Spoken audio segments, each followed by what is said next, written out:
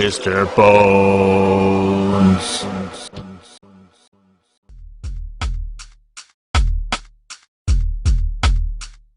I'd buy that for $1. What up, peeps? Mr. Bones back at you, and welcome back to another Dollar Tree Theater.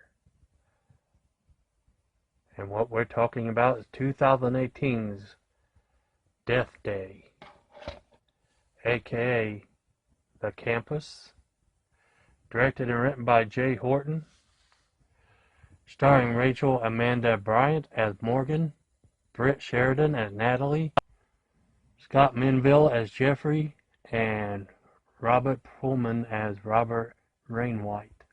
Robert Rainwhite dies after breaking his deal with the devil, passing that debt on to his estranged daughter Morgan.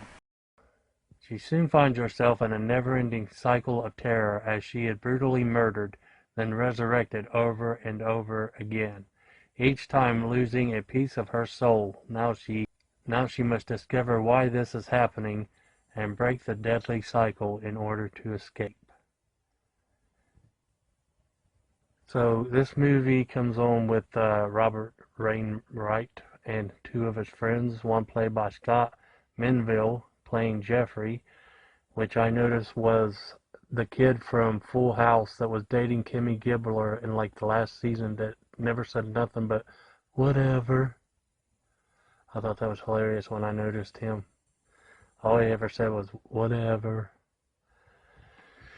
But the three guys, they're out in the desert, and they go down in this tomb, like something like out of Indiana Jones, and find this medallion type thing in like a wand.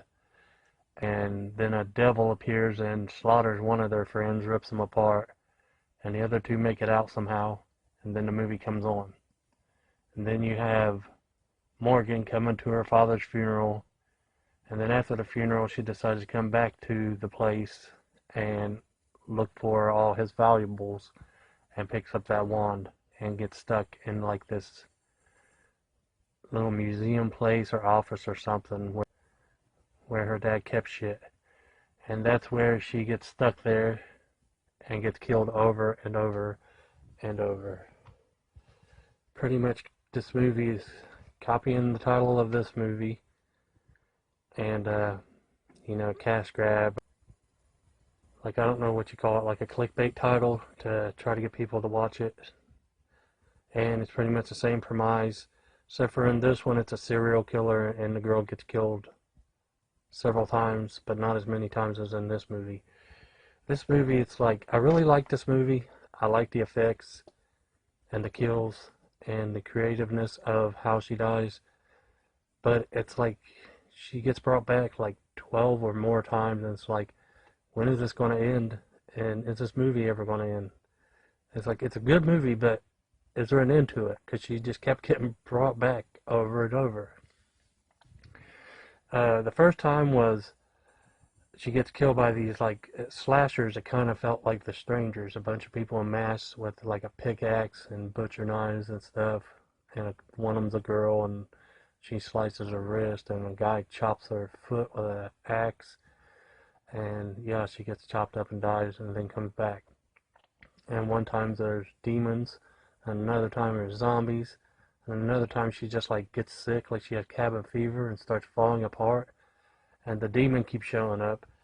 And it was funny, I had it paused at one time, and my wife walks by and says the same thing I thought. She said, what are you watching, Wishmaster? Because the demon kind of reminded me of the djinn from Wishmaster, and I guess it did her too, which was funny. But like I said, it's like,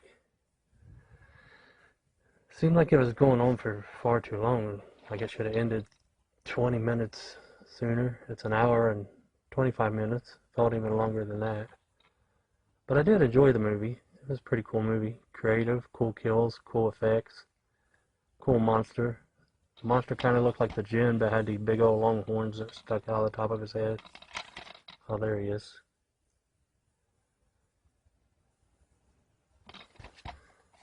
Yeah, that's what I watched. If you cross paths with this at the tree or somewhere, I'd say grab it and check it out. It was a fun movie, but lasted a little longer than it should have. Peace.